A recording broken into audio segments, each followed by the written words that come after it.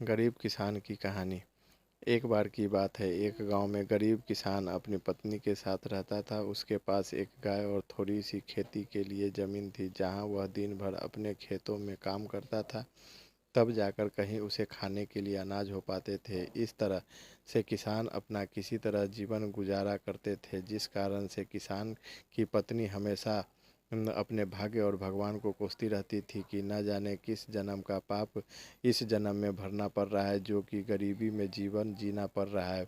पत्नी की बातों को सुनकर किसान मन ही मन खुद को और अपने भाग्य को कोसता रहता था कि न जाने कब उसके किस्मत के भाग्य बदलेंगे। एक दिन की बात है, दोपहर का समय था। किसान खेतों से आकर अपने घर पर अपनी पत्नी के साथ खाना खाने जा रहा था कि इतने में एक साधु महाराज भिक्षा मांगते हुए उसके दरवाजे पर पहुंचे और भिक्षा मांगने लगे। तो इतने में किसान घर से बाहर आया और बोला, साधु महाराज, हम सभी पहले से इतने गरीब हैं और किसी तरह अपना जीवन गुजार रहे हैं, ऐसे में हम आपको दान कहाँ से दें?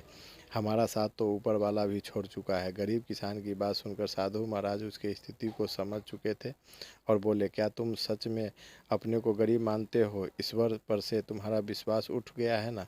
तो साधु की बात सुनकर हामी भर दी और किसान बोला, हाँ महाराज, हमारे साथ कुछ ऐसा ही है। अब आप ही चाहो तो आपके आशीर्वाद से शायद हमारी किस्मत बदल जाए। तो किसान की यह बात सुनकर साधु महाराज ने कहा, ठीक है, जैसा हम कहते हैं वैसे ही करते जाओ। तो गरीब किसान बोला, क्या करना होगा जिससे हमारे अच्छे दिन आ जाएं और हमारी गरीबी दूर हो जाए? साधु महाराज बोले, ठीक है, आज से वह काम करना पड़ेगा जिससे ईश्वर तुमसे प्रसन्न हो। सबसे पहले अपने गाय को बेच दो और गाय के बदले मिले पैसे से अनाज खरीद कर लाओ। साधु की यह बात सुनकर किसान भौचक्का रह गया। उसके पास अपनी खेती के लिए ज़मीन और एक यही गाय उसका सहारा था, उसे भी बेच देगा तो फिर क्या करेगा? तो साधु उसे समझाते हुए बोला, अगर मेरे बताए हुए रास्ते पर चलने से तुम्हारा कुछ नुकसान होगा तो उसकी भरपाई मैं कर दूंगा। अब जो मैं कहता हूँ वैसा ही करते जाओ। तो फिर किसान आधे अधूरे मन से डरते डरते अपनी गाय को बेच आया और उनसे मिले पैसे को खाने पीने के लिए राशन ले आया। और फिर साधु के कहने पर किसान और उसकी पत्नी ने मिलकर भोजन तैयार किए, जिसके बाद वह राहगीर चलते हुए लोगों को बुलाने लगे और भगवान के प्रसाद के रूप में भोजन करने का आग्रह करने लगे।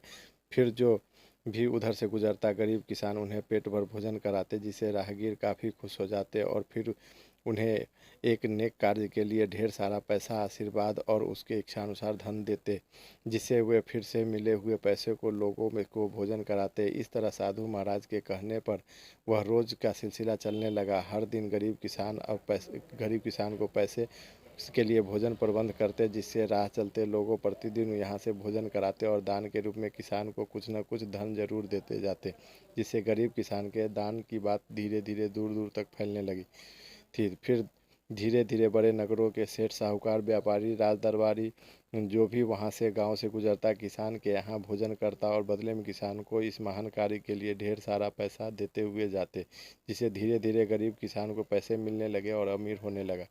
और अब गाय के बदले उन्हें कई सारे गाय खरीद लाए और जो भोजन कार्य में भी बढ़ने लगा। अब किसान मन ही मन खुश होने लगा कि उसके बदले किस्मत पर भी भरोसा होने लगा, जिसे देखकर साधु महाराज किसान का हाल पूछते हुए बोले, अब बताओ, तुम भी अभी भी गरीब हो, यहाँ दिन रात मेहनत करते हो और ईश्वर के बताए गए पुण्य के मार्ग पर चलते हो, लोगों को भोजन कराते हो, जिससे वो अब ईश्वर भी तुमसे प्रसन्न है। पहले जहाँ खुद के लिए मेहनत करते थे, खुद के लिए ही सोचते थे, लेकिन अब दूसरे की भलाई के लिए बारे में सोचने लगे हो, तो ईश्वर भी अब तुम्हारे नेक कार्य में तुम्हारा साथ देती है। यानी हम सभी ईश्वर को कोसते तो ज़रूर है, लेकिन ईश्वर के बताए मार्ग पर चल नहीं सकते। ईश्वर से पाने के लिए हर कोई इच्छा तो रखता ज़रूर है, लेकिन पहले ईश्वर के आशीर्वाद पाने के लिए खुद को वैसा बनना पड़ता है।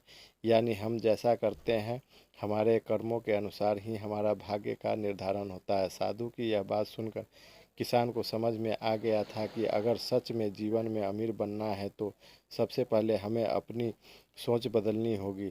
अपने लिए तो हर कोई जीता है, यदि हम दूसरे के लिए जीना शुरू करते हैं तो ईश्वर भी हमारा सहायता जरूर